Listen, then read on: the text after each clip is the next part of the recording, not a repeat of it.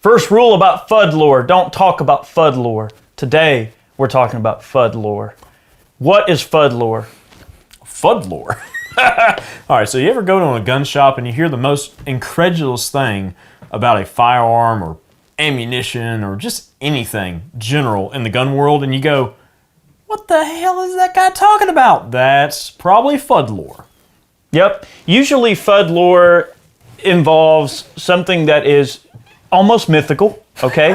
It's usually some type of myth that is usually perpetuated in a way that is told so many times by so many people that people just know that it has to be true. Mm-hmm. And Fudd Lore is also a bunch of like bullcrap that the Fudds put out to basically, I don't know, I guess they want to put their Fudd superiority out on you or make you feel down about being, a black rifle gun owner. I mean, so first, I think before we get into Fudd Lore, people have to know what a Fudd is. A Fudd is basically a gun owner who thinks that gun owners should only have hunting rifles and single-shot shotguns and stuff like that, and that gun owners have no business having a modern type of firearm, such as an AR-15 or an AK or any type of auto-loading gun. Heck, some Fudds don't even want you to have a 1022 that's an auto-loader, much less some type of other rifle. They think semi-automatics are just the scourge of the earth.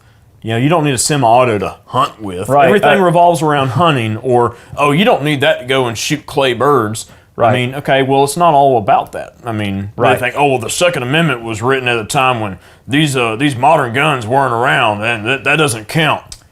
In a lot of ways, Fudds are really the most dangerous type of gun owner because they want to have what they want to have for their Fudd activities, but they don't want you to have anything that they don't want you to have. So that's very dangerous. So a Fudd is a type of anti-gunner in a way. They're a gun owner who owns a few guns, but they're not really a true gun owner. In my opinion, they don't represent a gun owner. They don't, and we've also talked about it too, where a typical Fudd does not, represent the entirety of the Second Amendment. They want to pick and choose, like, I just want to be able to own what I want, and they have no idea or no plan whatsoever to defend against all gun owners when bad legislation comes up or anything like that. And then, like, down the line, like, their guns are at the bottom of the barrel, okay? So all these other guns will get taken away, but then eventually they're going to come for their guns. They're going to be like, wait a minute, these are just hunting rifles. Well, we got to have them. Well, and then by that time, it's too late. We've already done an episode on Fudds. Today's episode's about Fudd Lore, so we're going to talk about some common Fudd Lore that gets put out there. Maybe you guys will quickly begin to understand where we're coming from here. So go ahead, Chad. We've got a bit of a list here. I found this cool Reddit feed that has a bunch of really, really good Fudd stuff on it. Reddit's great, man. What's the most ridiculous Fudd Lore you've ever heard? Let's go. Johnny, Exhibit A. Let's go. I was at a local gun shop a while ago and I saw a blown up 357 Kunin slide and barrel sitting in a box next to all the reloading stuff. When I asked what happened to the poor thing, one employee shrugged and said, must have been a bad round or something. Well, must have been a bad round in that gun. It blew it up. I don't know. That's not Fudd Lore. But it does ring a little bit true. Like, no, look, these guys hand loading and stuff, okay? These guys hand loading and all this stuff. We're out of this powder. Let's just substitute it. That's what I'm getting at, okay? So, I don't have any more bullseye left, so I'm just going to load this. I'm just going to stuff it all in there. It'll be all right. Boom! Like, must have been a bad round or something. It wasn't the fact that he had a squib beforehand and didn't pay any attention to it. Look, I'm telling you, it might have been... If I remember correctly, it might have been Gun Geek, Scotty, up in Canada, Gun Geek, that was telling me that, I think he told me the story, that one of the guys came in to the shop with a blown up 300 Winchester Magnum rifle. And they're like, what in the heck is going on here? Well, the guy had like one of those green totes that holds 50 rounds of reloaded ammo, and only one round was missing, and it was the round that blew up the gun. He's like, I don't know what happened, blah, blah, blah. Well, the guy had loaded a bunch of 300 Winchester Magnum ammo, hand-loaded his own ammo.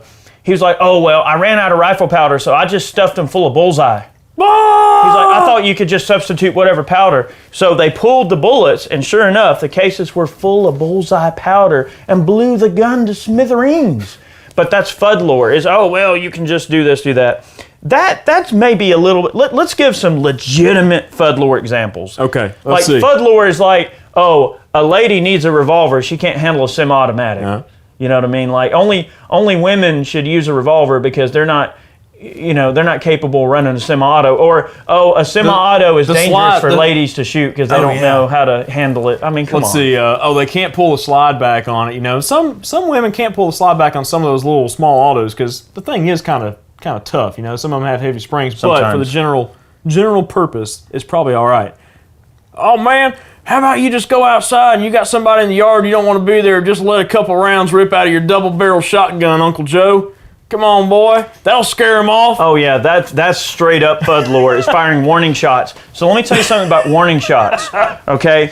I don't know about other states, but in the state of Georgia, where we are, Georgia, if you fire a warning shot, you might as well fire a shot at the person because a warning shot is treated the same exact way as trying to engage somebody. So you would not fire there's no such thing as a warning shot. That's bullcrap. That is just Fudd Lore bullcrap to say that you fire warning shots at people. You don't even brandish a firearm or point a firearm or present a firearm until you are ready to use it and you intend to use it.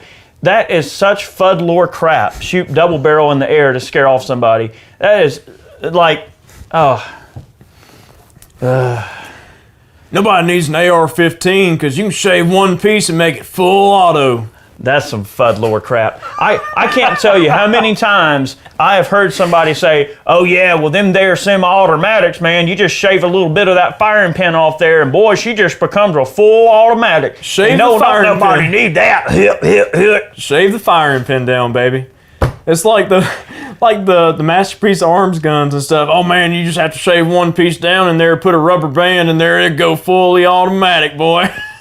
There's some Fudd Lore crap that floats around. And I think a lot of it really does come back to the whole thing of, Fudds think that people don't need to have AR-15s or any type of modern type of firearm, and the mentality that firearms are only used for hunting. But then there's a whole lot of Fudd Lore things that actually, to provide one little bit of silver lining, there are some Fudd Lore examples that actually end up being a little bit true once you start looking at the science behind it. Mm-hmm. Okay, so remember old Grandpa Herschel back in the day, and this is a widely accepted Fudd Lore thing. It's like, well, I'm gonna sight in my deer rifle 3 inches high at 100, so she's dead on at 250.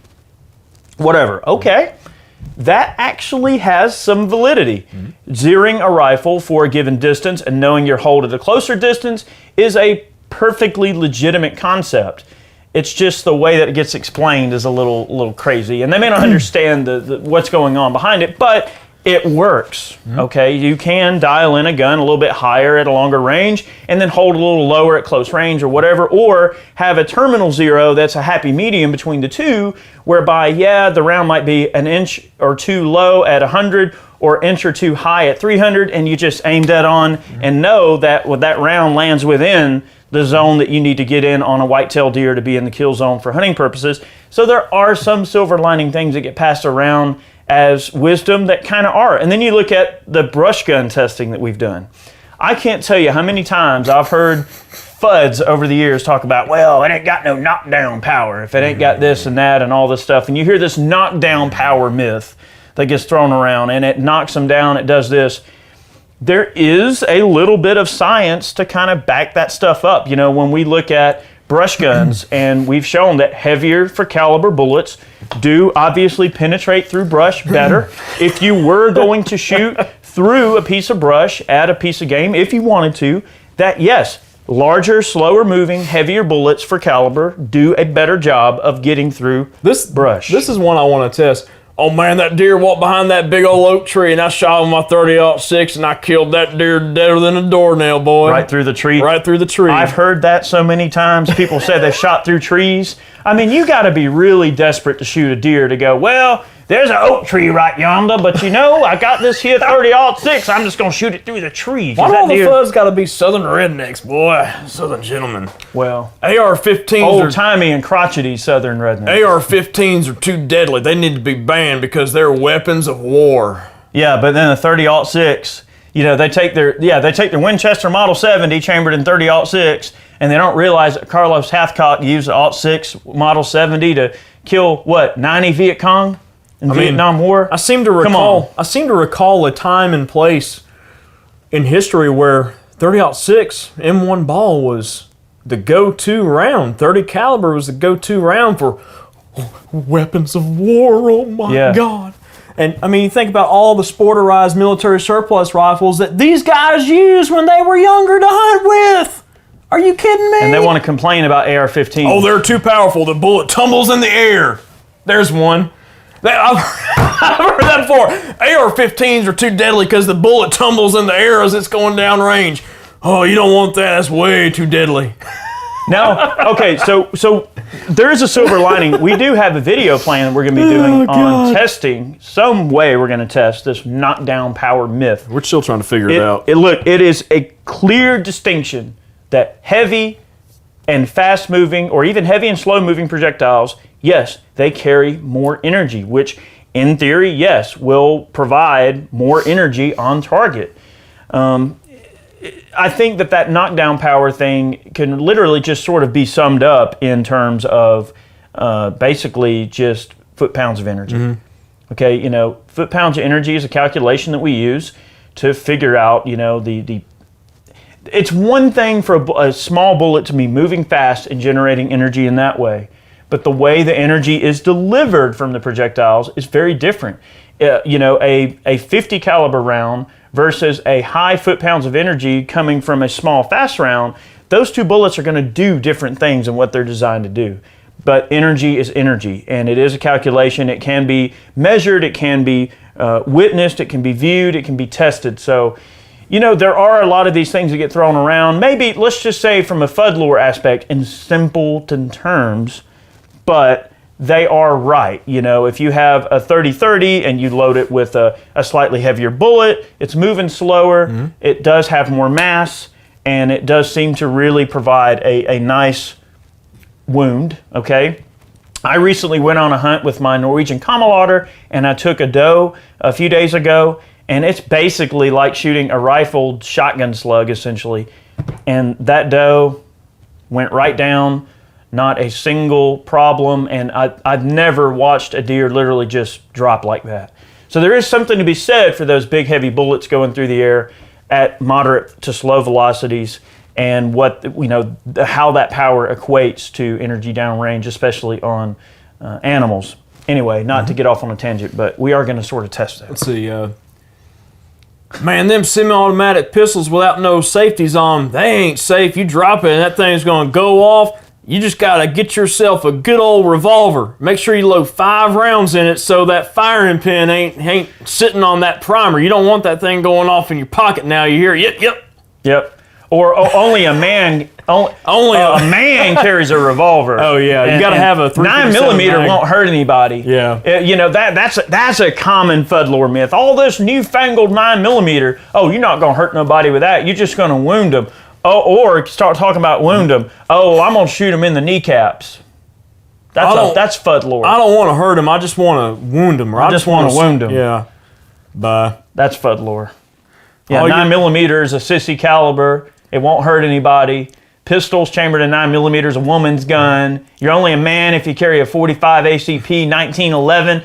A man carries a 1911. That 1911 ain't real unless it's a Kimber. Or unless it's a Colt. If you ain't got a Colt, you ain't nothing. Yeah, I'm telling you, that's some straight up Fudd Lore. What were some of the ones that we were coming up with the other day? Let me see. Get the list from Kevin. Let's see. Oh, Kevin doesn't have much of a list. He's got an other list. He's got a list, yeah. All right. He's got some Fudd Lore, though. Let's see, what do we come up with? Oh, here we go. If you can't hit your target, you need a bigger scope. So we took down some of these Fudd Lore ideas of our own. That is such a common misconception. You see Joe Blow redneck, and look, I'm not saying we're rednecks, so we can talk about. I can talk about rednecks. We can talk about our own kind. I can talk about my own kind because I'm a redneck. But you see rednecks show up in the deer woods with the freaking 9x40 with a 60mm this and that, like big old huge long range thing on a 300 Win Mag, a huge scope, 0 for 100 yards. And it's like, I got my big old scope because I can shoot better. I get, whatever. It's like, Man, I can't. and, well, how far are you going to be hunting, man? Well, I brought my 300 Winchester Magnum to make 100-yard shots on a food plot. And I've got, what's the lowest power setting on the scope? 9 power. Dude, come on, man. Like, overkill. And they think that, the bigger scope I have, the more accurate I'm going gonna to make be. me shoot better. Yeah, the bigger scope I got, the more accurate I'm going to be. Fudd Lore. All right. Let's see. What was one of those other I think ones? you guys see where we're getting with this. Oh, well, if you would have bought them expensive rings, you wouldn't need to lap them. That, look, I will say this about that. That's kind of modern Fudd Lore. Kind in of a way. modern Like Fudd Lore. if you compare that whole thing, that really is almost a modern Fudd Lore thing, because there's this whole thing that gets thrown around. Oh, well, you don't need to lap quality rings. Other people say, oh, you need to lap all your rings, and there's this huge argument between people about whether lapping rings is necessary. Oh, well, if you would have bought the $300 whatever mount, you wouldn't need to lap the rings. And lapping it, you're actually harming the concentric nature of the rings by lapping them. You're doing more harm than good, because what's more precise, you and your lap bar with a bunch of compound, or a CNC machine that produces them to blah, blah, blah tolerance? The thing is, like, we can go into a lot of detail on this, but if you've got 2 separate rings, okay, they might be perfect right out of the gate. All right, that's awesome. But you're putting them on a base. Okay, how do you know what the quality control of that base was? How those Picatinny or Weaver slots were milled out in that thing, and it's not sitting on there just right. You're doing what's called tolerance stacking. So you're adding tolerances to the ring set and all that, and they might not be perfect anymore. So it all comes down to like what you're using. And then look, tolerances on scope tubes. How do you know that the extrusion that your scope tube is made out of is truly the same? Like, we're talking 2 points of contact, right? Scope rings hold a scope in 2 areas, usually 2. I've seen some Fudd Lore stuff. I've seen some Fudd Lore gunsmithing. The kitchen stuff. gunsmithing? Kitchen gunsmithing. Yeah, like Barry, with that, what was that lever gun with the single ring on it? He was like, look at this. It was shimmed with toothpicks. They shimmed it with toothpicks, but that shoots just fine, man. in theory, usually an optic is held in 2 locations. And those 2 locations, how do you know that the point of contact on the scope tube is concentric to each other? How do you know the bases are concentric? So like you said, tolerance stacking, the rings themselves are awesome, but how do you know what you're putting them on is truly consistent? And I guess the argument would be there, and you end up hearing this, and this is outside of the wheelhouse of Fudd Lore, but I still want to talk about it, is you end up getting guys that build super precision rifles. Like, they buy really, really nice actions. I mean, we're talking guys that say a Surgeon action sucks. Like, we're talking, these guys are so snobby about the rifles they build. They're like, a Remington, no way. Like, they'll totally turn their nose up at a Remington action. They'll turn their nose up at a Surgeon action. We're talking only the best will do. Well, in that case, yes. Mm-hmm. If you bought, like, the best action money could buy, the best rings money could buy, and then you're putting a Leupold M8 on it or something, or a Mark 8, okay, it's probably safe to say you don't need to lap that. Anyway, moving on. Let's see. There's one I just read a minute ago. I remember. Let me find it again. I was thinking about like suppressors. I'm trying to think of what the thing is. I've heard some guys say about suppressors before and crap. It's just like, well, they all think that suppressors make movie quiet guns. Only an assassin needs a suppressor. No honest person needs a suppressor. That's Fudd Lore. Really?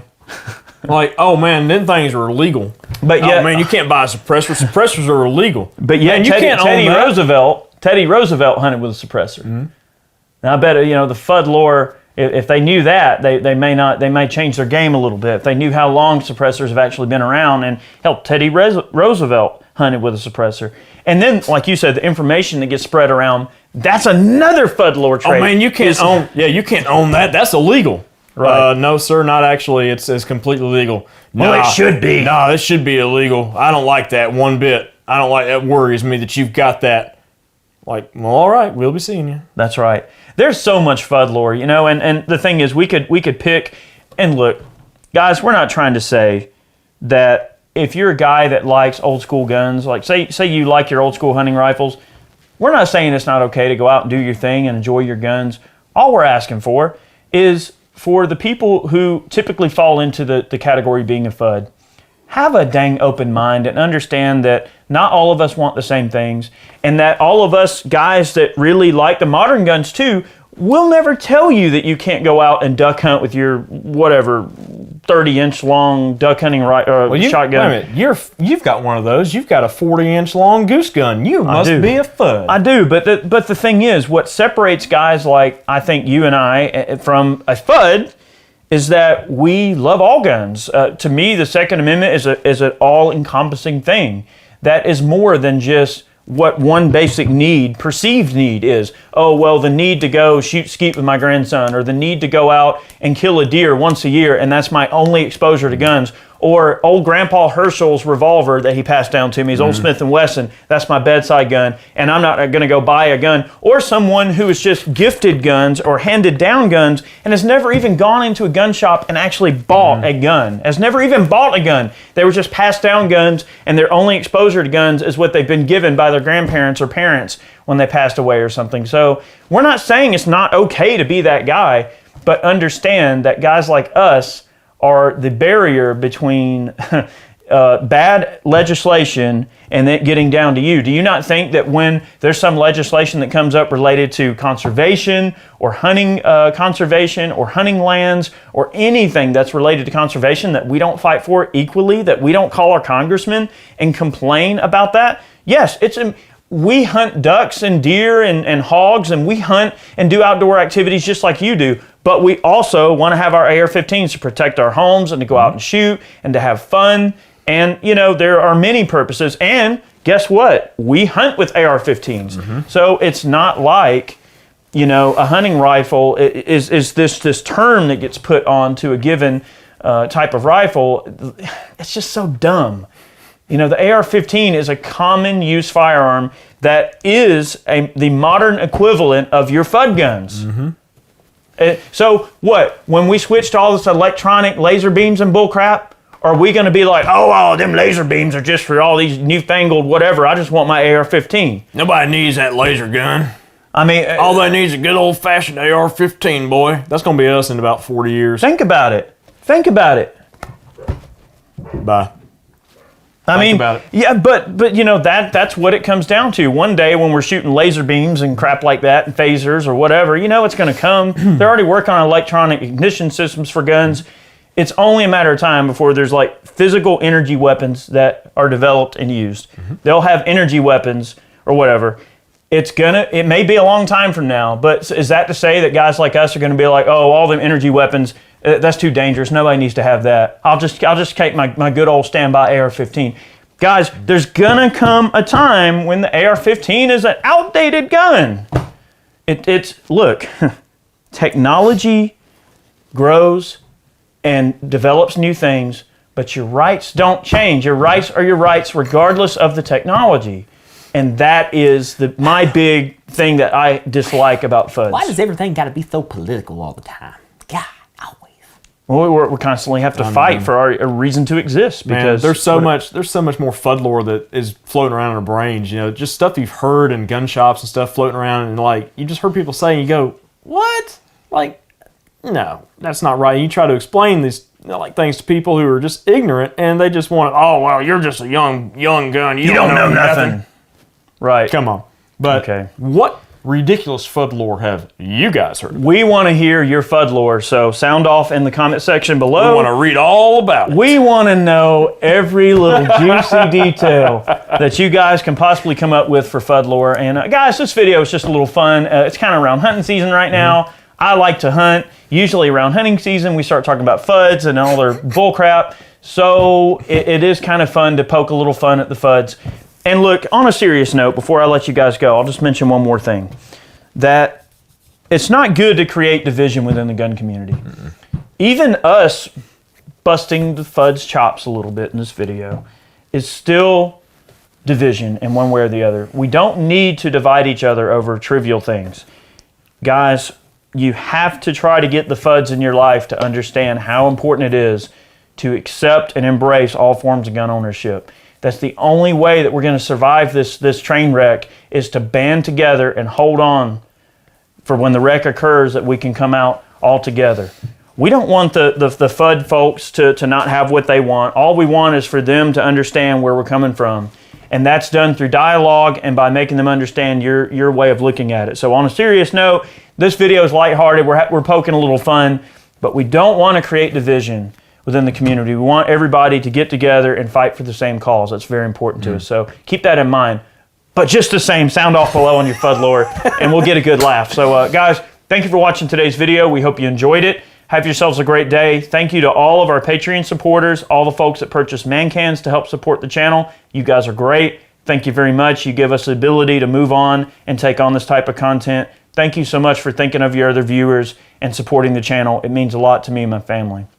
You guys have a great day. And if you come up with some FUD lore, let us know, and maybe we'll do a revisit of this video, and we'll share all of your FUD lore stories. So guys, have a great day. We'll see you next time. See you guys. Bye.